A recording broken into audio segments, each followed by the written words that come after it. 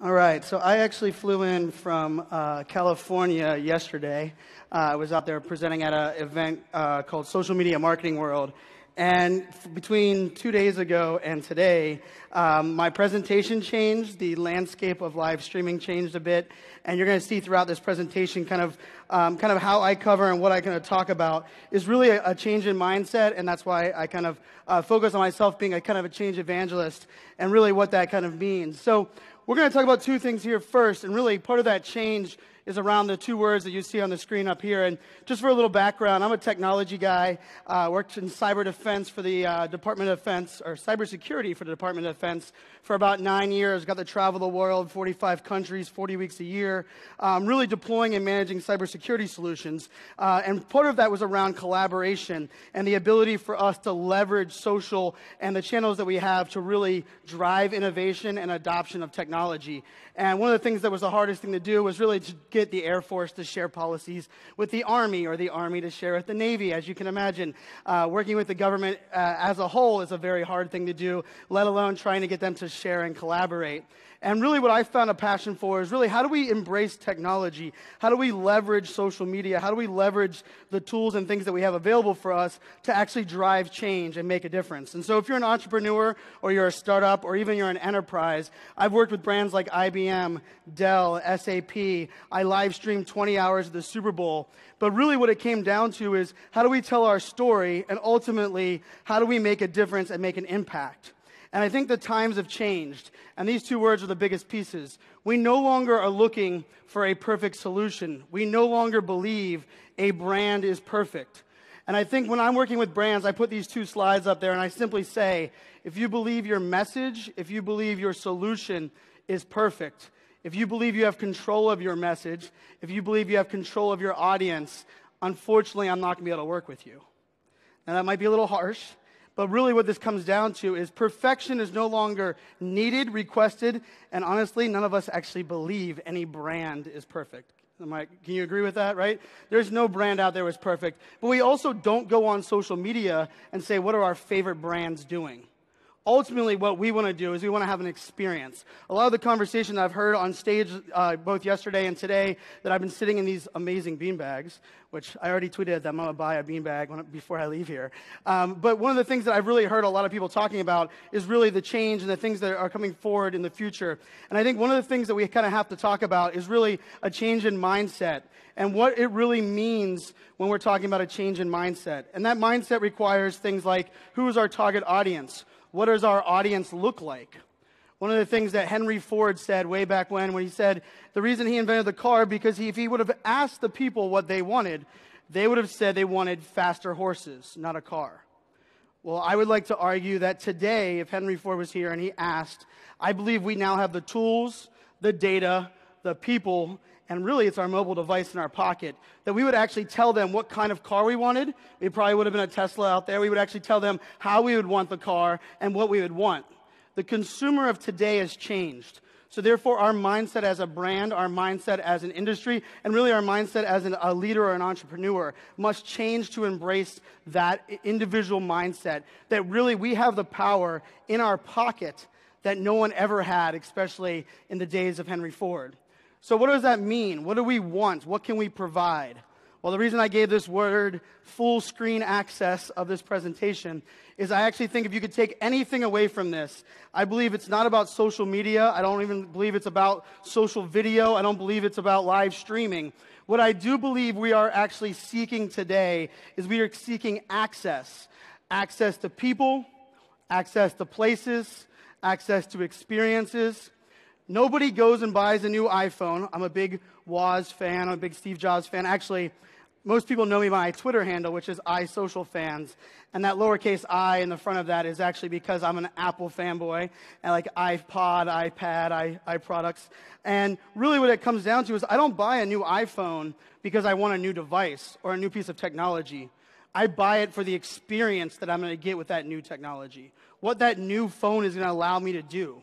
And I think that's something that we often forget. And even myself, I actually used to work, I built my job after Robert Scoble, a evangelist for Rackspace and now in the virtual reality space, and then Guy Kawasaki, actually an evangelist that we can credit a lot for the Apple cult that was kind of grown. And I built my job after him, and I called it a technology evangelist. And a lot of the companies that I went and worked with, by the time I would get out of there, they would say, Brian, you didn't even help us add new technology. We actually have less technology, and now we're focusing more on training. We're focusing more on really how do we build trust amongst our employees. So I quickly changed what I introduced myself as, and I went from a technology evangelist to a change evangelist. And I think we can all be change evangelists by giving people access to things we've never thought about before. And part of that comes down to social video, and that's kind of what I'm going to talk about mostly today. And these 4 words will kind of go within social video, but they'll also be partly what you should be thinking about as we're deploying technology, as you have a new solution. You know, as I walked the floor out there earlier today as well as yesterday, one of the things I thought was really interesting is people were stopping me probably because of my Twitter following or because of the influence credibility that I have on the social channels. But when they were pitching me, when they were giving me talking about their technology, really I kept asking questions that came down to these 4 pieces. Do you know your community? What kind of engagement do you have with your audience? Do you understand the importance of storytelling? And ultimately, how do you build authenticity with your audience? Because if you want to create advocates, if you want somebody to support your product, unless you're a beanbag, which is just really comfortable and I promote it because I couldn't get out of it yesterday, you're going to want to actually invest in these 4 areas. And it goes beyond social media, but it's amazing the power of live video and really video as a whole. Because we live in this space, we live in this world for the longest time, the last 9 years or so, we've got more technology and more social media and more websites, and we've got further away from the human condition. Because ultimately, the more things we could put on our website, the more we could actually fabricate who we were or what we were doing. Things like, we have things like catfishing, or things like, hey, I don't even have a product yet. I don't even have a customer. But if I make it look like my website has customers and products, maybe people will buy it, and I'll start from there. And I think the times are changing. We no longer believe because you're on the internet that it's actually your product and things exist. So really, I want to focus on these 4 pieces real quick. And the first one is community. And I think, I'm writing a book, actually, just about finished writing a book. And the title of the book is A Millennial Mindset. I'm a pager-wearing millennial. I'm 34 years old. And I kind of believe it's more about a mindset than the year you were born. So the tagline of the book is, it's not about the year you were born, but your ability to embrace digital change. And that ability to embrace digital change in chapter number 1 is really community is the future of business. And the reason I believe community is the future of business is today when we're buying a product, when we're talking to people, and ultimately we're engaging and figuring out what we want to do we go into our local pizza shop or our local restaurant and ask them if they have food that's good? Do we go and look at their commercials and believe that because what they're putting on their commercial is what we want to purchase? Or I call it the Matthew McConaughey philosophy, and in the United States especially, do we believe Matthew McConaughey is driving a Lincoln or a Buick or whatever that commercial is that he's driving? We don't. We know for a fact he's not doing that. But if we went to a YouTube channel and we were watching and we built a relationship with someone in a YouTube space that test drives vehicles every day, when they actually talk about that vehicle, will we be more likely to purchase it than the commercial we watched on TV? 100%. So I think today when we're thinking about business and you're thinking about what you're kind of deploying and how you're managing things, community must be a focus. Because community is the difference between adoption as well as advocacy, and ultimately the community will help make it either success or fail. Because one of the things that really is important when it comes to building a community is the word engagement. And engagement is often kind of something that's thrown around in the social media space. And you'll hear things like, we post all of our links up there, or we have a bunch of engagement on our Facebook page because somebody hit a like button. A like is an engagement. Engagement is actually part of this conversation. And engagement means you are actually willing to reach out and talk to somebody and share your message. I'm going to talk to you a little bit about social video as we go through. And the big part about social video that's different than any other traditional video is it's about a conversation. It's actually about give and take. And the thing about engagement that is really hard is it takes effort. But when you think about it this way, oftentimes when you're reaching out to people or you're reaching out to a brand or you're working with different people, you want to know that your voice is heard. You want to know that what you're doing is making a difference. And really for today, brands for the longest time have come further and further distance from the community itself. And there's often a reason why I work with small businesses and entrepreneurs is because I kind of believe we have the power. You know, the distance between the CEO and the community, the further that gets, the harder the engagement gets. Oftentimes, the further distance the product gets from the actual user. And then ultimately, how do we actually relate with the user as a CEO if we've never even used our product, or we don't drive our car, or we're not leveraging that technology? So one of the things that really matters as we move forward is really that ability to have engagement, but also storytelling. So how many people here have heard storytelling on stage a bunch of times, right? We've all heard the word storytelling. I actually ask you, this is something I've studied storytelling for a long time, and it's probably one of my favorite things to study, even more so than technology and social media. But storytelling is about relating to your audience. And how many people here have had their order messed up at a fast food restaurant? Almost everybody, right? Almost everybody's had their order messed up. How many people have had it multiple times? I'm not going to make you have to answer that, because for me, when I'm with my friends, when I'm with people that I'm working with, and I laugh when their order gets messed up, they say, "I know, Brian, I know." Because if you want to understand the power of storytelling, you actually can start with how you order your food at a fast food restaurant. Because to order your food at a fast food restaurant, you have to actually understand the person taking the order. You have to be able to relate with them. If your food consistently gets messed up, it's not because the person wasn't trained. It wasn't because it's a fast food restaurant. Ultimately, it's about your ability to tell your story.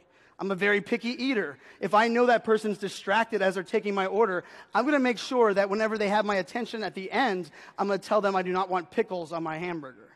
But I'm going to actually tell them about my soda at the beginning. And really what this comes down to is storytelling, when you actually have a back and forth, like you're ordering in fast food, requires you to kind of have an ebb and flow and roll with the punches, compared to a storytelling where you have a polished, perfect video on your website.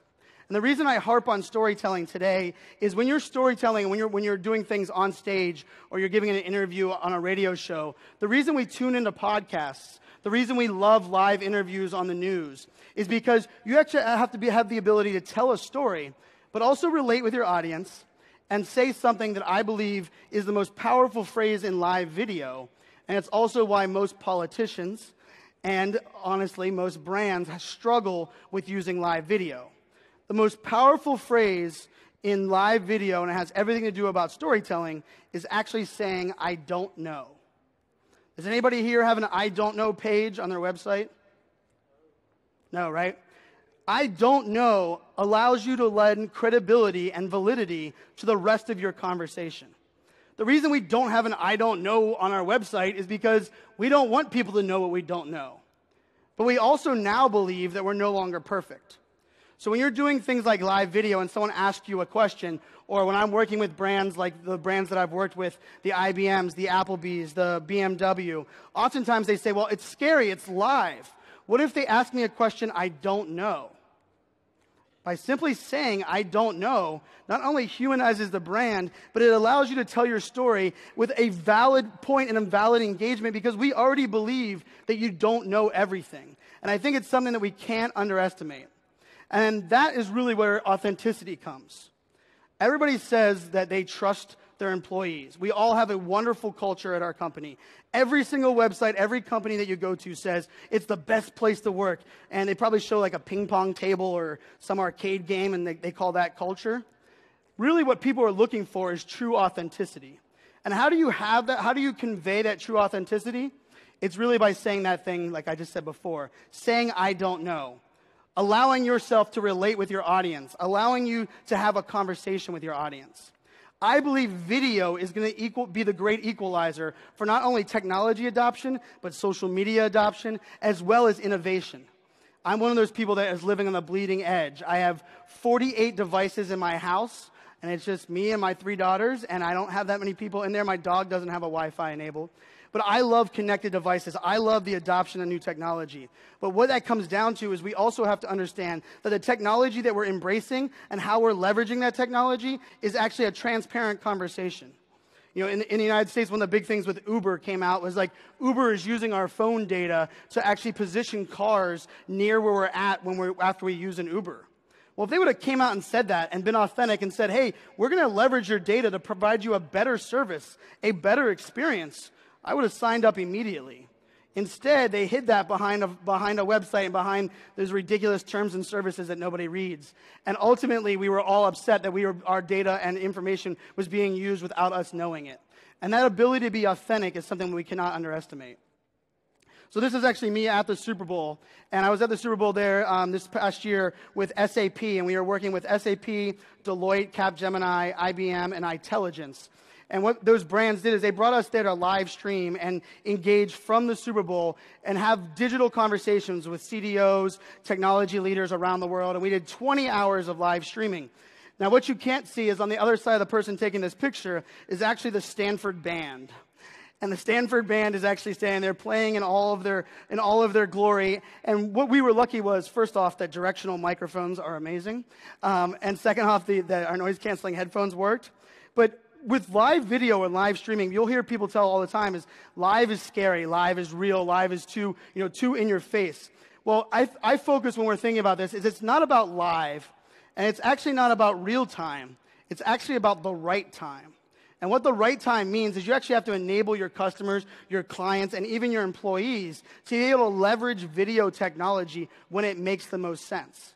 Not because it has to be live when the event's happening, but ultimately it's at the right time. So understanding, factors and things that are going on. So it really comes down to trust, training, and tools, and that's kind of really where I focus this on. Now, you might be thinking, okay, Brian, this is great, but this isn't for my industry. We don't need to use social video. Video isn't for us. Or we don't even know what to post on social media, let alone post on live video or video streaming or social video. Well, I believe we've actually been focusing on the wrong thing the entire time. And I watched someone, one of the panels yesterday was talking about your pitches and how you give a pitch when you're actually delivering something. And I think we often focus on the what. And let's face it, the what is pretty boring. This is an iPhone. This is my product. This is a car.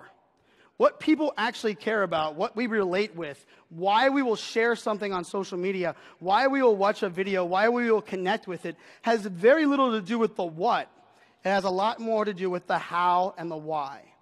So I actually put this challenge out every single time I'm on stage. I've been presenting about this for a little over a year. And I always talk about, I believe there is not one industry, not one company, not one industry that cannot embrace social video. So I challenge you to tweet me, iSocialFans, on Twitter, if you think your industry or your space is one of those that you will not work in this space. I had a mortuary tweet me, and they said, Brian, we don't think this is going to work for us in a mortuary. Well, I gave them 10 different ideas on how they can live stream about discussing things like why they choose certain caskets and why one casket's more expensive than the other. Now, hopefully your guys' industries and spaces aren't as morbid as that one. But for me, what this comes down to is, how do we ultimately focus on the how and the why? And those are my 3 daughters. Those are, without question, my why. And I think something that we often also come down to is we focus about the platforms. And actually, this presentation, when I gave it 3 days ago, had 6 more slides about the 6 different platforms. And you'll actually see the next slide are all on one screen. Because the platform, the technology, the place that you're delivering it matters a lot less than what you understand. Because when I used to pitch, when I went out and pitched my first 36 brands, I said, you need to use Meerkat and Periscope and live streaming. And I was focusing on the product. I got 30 no's. So 30 out of the 36 were no's. I would tell you that probably the other 6 were a maybe, and I was 0 for 36 at the end. But when I came to a brand and I said, do you want to relate with your audience? Do you want to build a community? Do you want to connect with people? Do you want to tell your story? Do you want to ultimately empower your employees, which are your greatest assets, to be able to convey their message? Every single brand said yes. I went out and built a strategy. Little did they know, I was actually building a strategy with these technologies. And so this is actually the slide deck from before. So now we're going to see all of these 4 slides, because I think I must have sent the wrong slide deck, because I should have had a different one. Now, without practicing this, part of the other part of live streaming that is really fun is being able to roll with the punches and being able to understand failure and being okay with failure. For a lot of people that are trying to be on MySpace, I get to speak around the world, and I'm very lucky that Johnny reached out to me about 9 months ago to come here and speak. You know, one of the things that people say is, Brian, how do I embrace speaking? How do I learn how to adapt and do things that I do? And I always tell them, you should embrace live streaming. You should get on Periscope. You should get on these technologies. The reason is because we're used to failure. We're used to things not working well. So this is Periscope. Periscope's owned by Twitter. It's one of the apps that are out there available today to do live streaming and social video. As you can see here, this is the White House actually live streaming when the Pope landed in the United States. And one of the cool things here is you remember that word access. I used the word access. You know, we had access, the news cameras, all of the news channels there in the United States were standing inside on the runway, you know, probably about 500 yards behind this phone. But someone on the White House staff was able to take a device out of their pocket by simply typing in a tweet and pressing start broadcast. They gave us access to something that we couldn't get anywhere else. We were able to watch the Pope come off of the airplane. You'll also think the Department of Defense is doing it there as well. Another piece of technology that you've seen out there is called Facebook Live.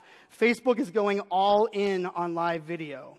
If you guys use the Facebook app on your iPhone, you'll know in the middle of that iPhone that there's 5 icons across the bottom.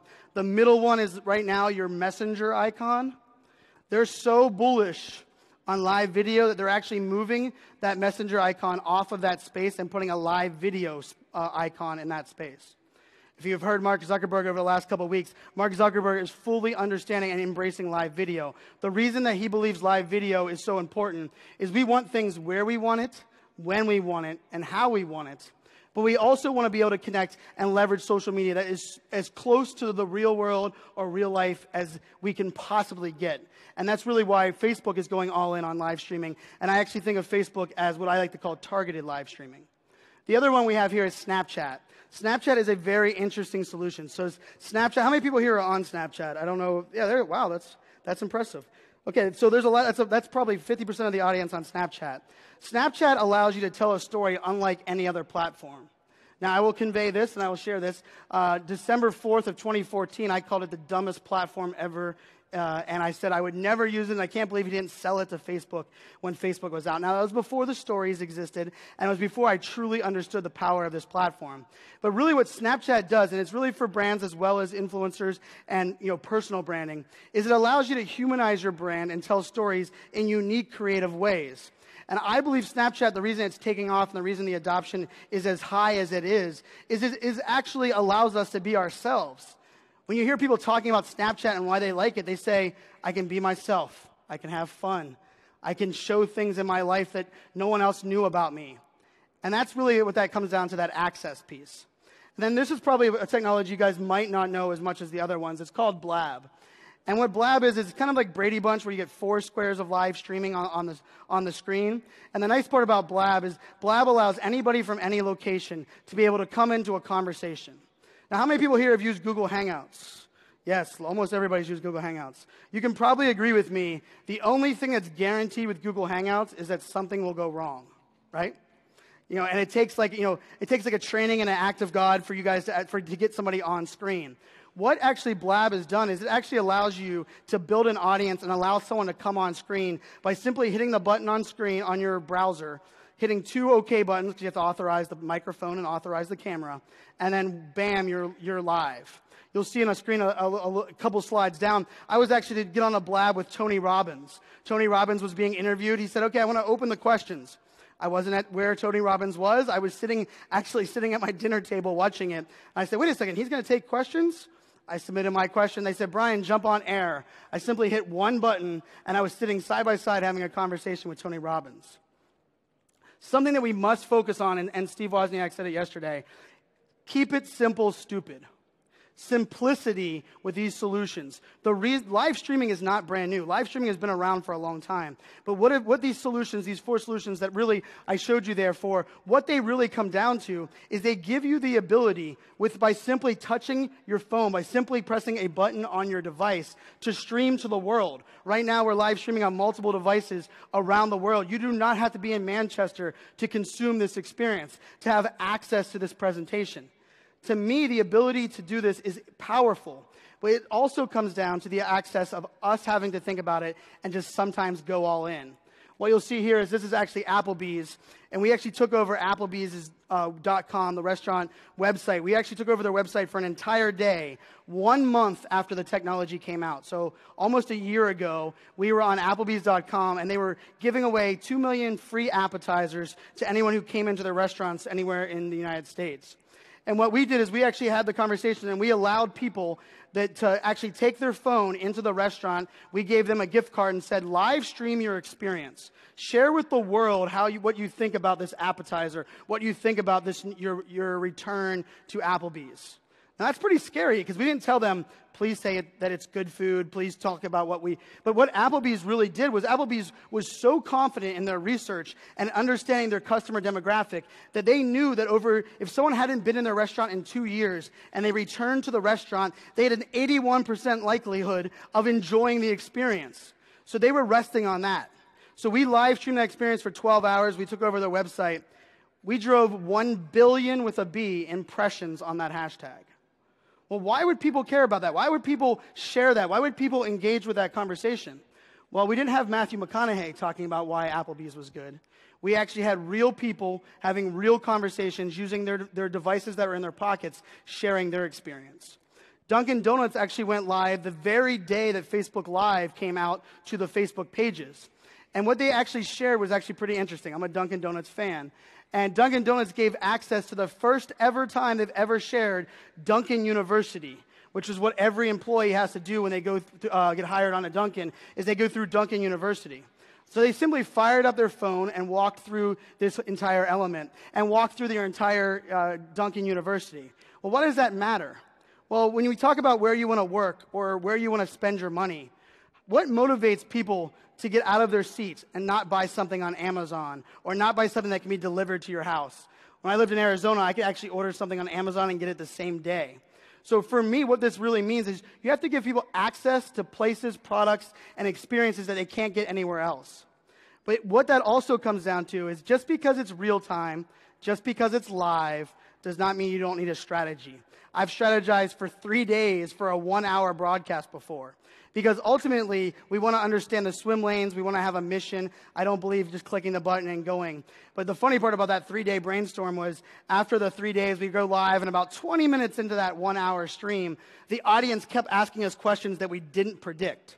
So part of our strategy was simply, if the audience wants something else, throw out the strategy. We threw out the strategy and had amazing engagement, but ultimately the strategy did make a difference.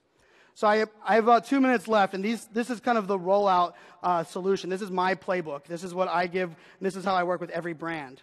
So if you're out there listening right now, and you're okay, I understand video, Brian, I understand what's going on, but nobody in my community is on Periscope, or they're not using Facebook Live, or I don't know how to get them to actually consume this video. What you do is you follow these steps. And what it comes down to is you socialize what you're doing, how you're doing it. You educate people on why it matters. You don't tell them what. If you tell them, go download Periscope to consume this, they're going to tell you, no way, I don't need another app. I don't need another product. But if you tell them they're going to have access to the CEO and have the ability to ask the CEO questions while the CEO is sharing a new product release that you can't get anywhere else, they're going to ask you, what do I need to download to actually consume that? You'll then amplify the message working with influencers or working with people in your community. You'll execute that solution. And then ultimately, I believe we must always report. I'm a data geek. It's always easy to report on hashtags. Remember the power in the words, I don't know. You cannot underestimate the importance of understanding when you're trying to relate with your audience, let them look in your digital eyeballs. You must understand and embrace that power of I don't know. So last but not least, those are my daughters up there. And as a change evangelist, we often talk about change in products, change in habits. You know, for the longest time, I actually thought innovation meant we need to start something from scratch. Oftentimes, we're just changing the experience that's delivered. Uber did not invent getting a car. Uber just made the taxi service easier. It allowed it to be on my phone. It allowed me to expense report it to Amex. But if I leave you with anything, and I'll kind of wrap up with this last slide, you must inspire and lead change, not force change. So if you want to get people to embrace your technology, if you want to get people to do what you want them to do, don't wait for them to understand or download a product. Start doing it today. Start inspiring them to change, and eventually they'll fall in line. My name is Brian Fanzo. Thank you, guys. Awesome.